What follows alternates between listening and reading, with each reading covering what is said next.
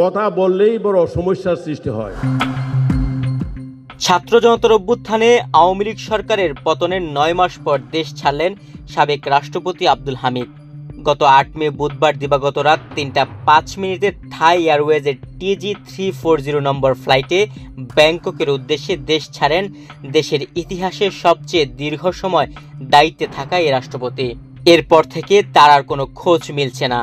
তাই সবার মনে প্রশ্ন, থাইল্যান্ডে আব্দুল হামিদ কোথায়?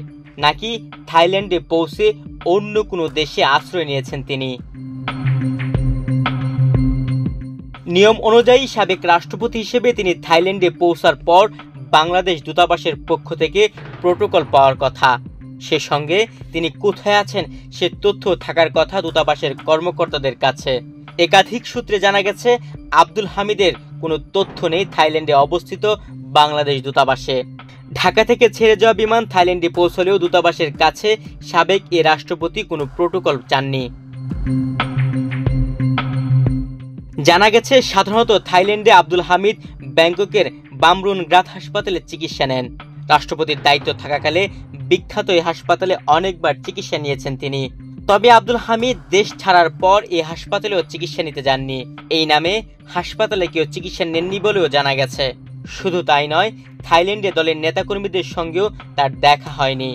নেতাকর্মীরা তাকে বিমানবন্দরে রিসিভ করতে যাননি বলেও জানা গেছে। সেই সঙ্গে দেশটিতে বাঙালি অধ্যুষিত এলাকায় তাকে দেখা যায়নি। শৌখিন মানুষ হিসেবে দেশটির পাতায়া সমুদ্র সৈকতেও দেখা মেলেনি সদা হাস্যরস করা সাবেক এই রাষ্ট্রপতির। তিনি কোথায় আছেন এই সংক্রান্ত তথ্য নেই কারো কাছে। সব মিলিয়ে থাইল্যান্ডে আব্দুল হামিদ কোথায় এ প্রশ্ন এখন সবার মুখে মুখে। আব্দুল হামিদের পারিবারিক সূত্র জানিয়েছে তার সঙ্গে শ্যালক ডাক্তার নওশাদ খান এবং ছোট ছেলে রিয়াদ আহমেদ আছেন। দেশের চিকিৎসকদের পরামর্শে তিনি বিদেশে গেছেন। তার বিরুদ্ধে একটি হত্যা মামলা থাকার তথ্য রয়েছে। গত 14 জানুয়ারি কিশোরগঞ্জ সদর থানায় তার বিরুদ্ধে একটি মামলা দায়ের হয়। মামলাটিতে সাবেক প্রধানমন্ত্রী শেখ হাসিনা, শেখ রেহানা, সজীব ওয়াজেদ জয়, সাইমা ওয়াজেদ পুতুল, উবাদুল কাদেরের নামও রয়েছে। সাবেক রাষ্ট্রপতির পালানোর ঘটনায় দেশজুড়ে রীতিমতো তোলপাড় সৃষ্টি হয়েছে। জুলাই বিপ্লবে অংশ নেওয়া নেতাকর্মী থেকে শুরু করে বিভিন্ন রাজনৈতিক দলের পক্ষ থেকে ক্ষুব্ধ প্রতিক্রিয়াও দেখানো হয়।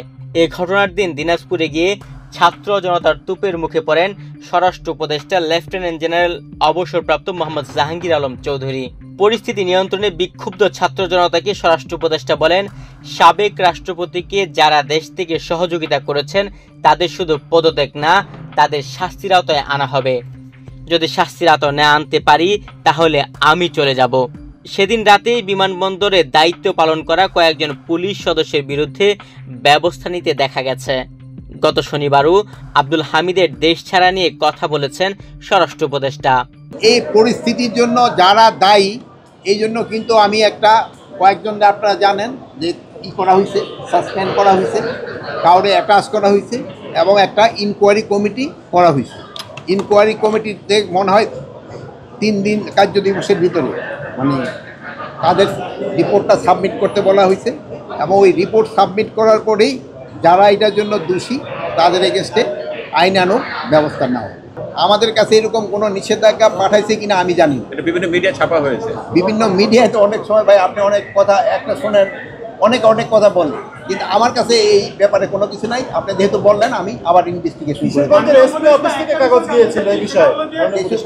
থেকে এসপি অফিস থেকে যদি স্বরাষ্ট্র মন্ত্রণালয়ে কোনো কাগজ পাঠাইছে আমার জানা নাই।